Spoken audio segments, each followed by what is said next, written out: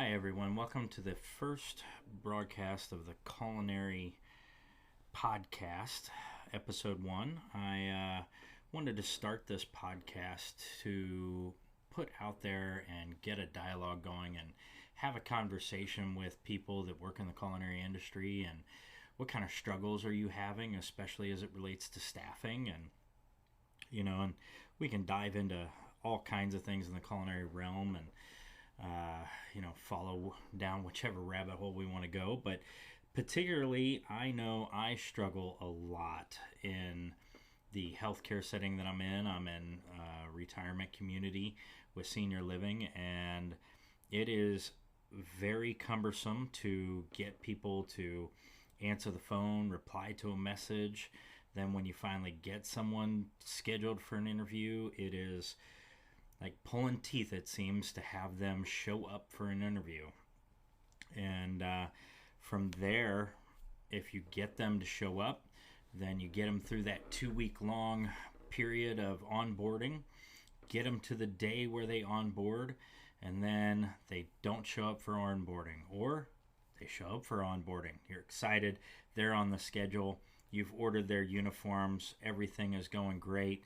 And then the next day, when their first day of work starts, they don't show up and they ghost you. A lot of people would like to say that it's a Gen Z thing, but it's not. I have people that are 50, 60 years old, 40 years old, 30 years old that all do this. I've had, all different age brackets that have done these same kind of behaviors. So if it's not a generational thing, then what is it? Where are we post-COVID that we don't have the same work ethic, we don't have the same loyalty, we don't have the same kind of service heart to our community anymore? It seems like we've gone a bit towards the side of, if it doesn't benefit me, then why should I do it? And so what can we do to turn this thing around?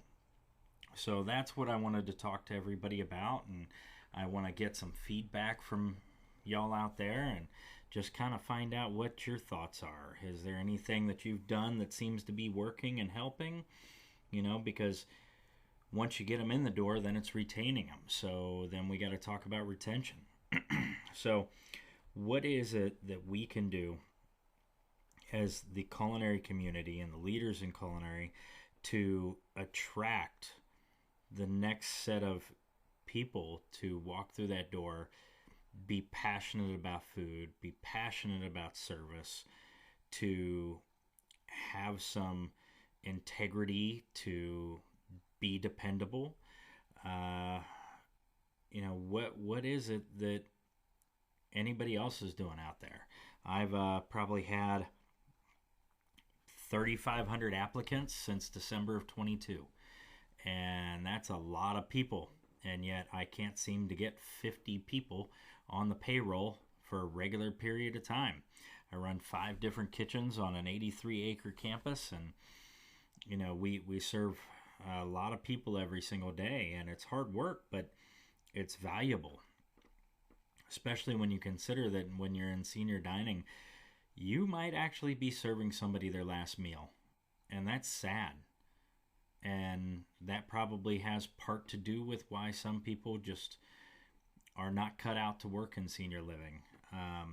But the reward you get is knowing that you did bring some joy into that person's life, and you were aiding and taking care of them. And so many of them don't even have family or friends that come to visit. So we are their family, we are their friends, and they look forward to coming to see us every single day in the dining room. So where's the next batch of people with a service heart to fulfill these roles and to pick up the mantle, so to speak, and just bring some joy to somebody's life? So those are the questions that I pose to all of you out there, and I want to be able to go through comments, and each episode I want to be able to talk to those comments and really kind of dive into this, because I know I'm not the only one struggling with staffing. And I know it's not just also from a standpoint of our employees, it's also the folks that make the rules above us: HR, the board, the CEOs, the COOs, the CFOs, all the acronyms that are out there. They make the rules that the rest of us got to follow. And what challenges are we having with that as well? Is anybody else pushing back on pay or benefits or reducing benefits?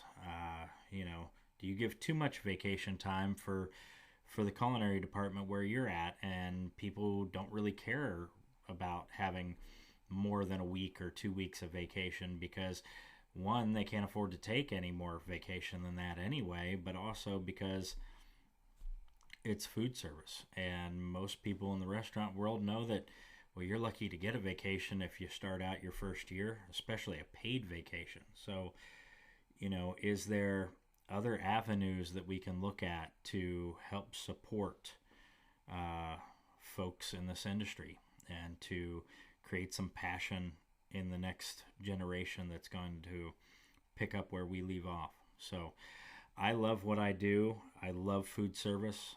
I tried doing other things, and I always came back to it because I've just got it in my blood, and I love it. I am at home in the kitchen cooking, and I want to ensure that when I retire someday, God willing, that the next generation has got it and they're successful, because that means that we've all been successful. So I look forward to reading some comments, and hopefully you share this, and feel free to subscribe, because I am going to try and sit down as many times during the week as I can and read through any comments that I get and continue to talk about this stuff. And I look forward to hearing anything that anybody has to say on the matter.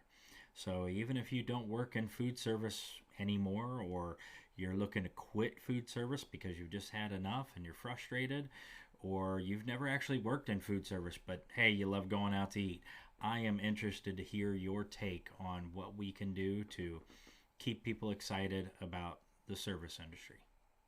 Thank y'all. Have a great day, great night, great evening, great weekend, whatever it is for you when you hear this. Enjoy it. Bye-bye now.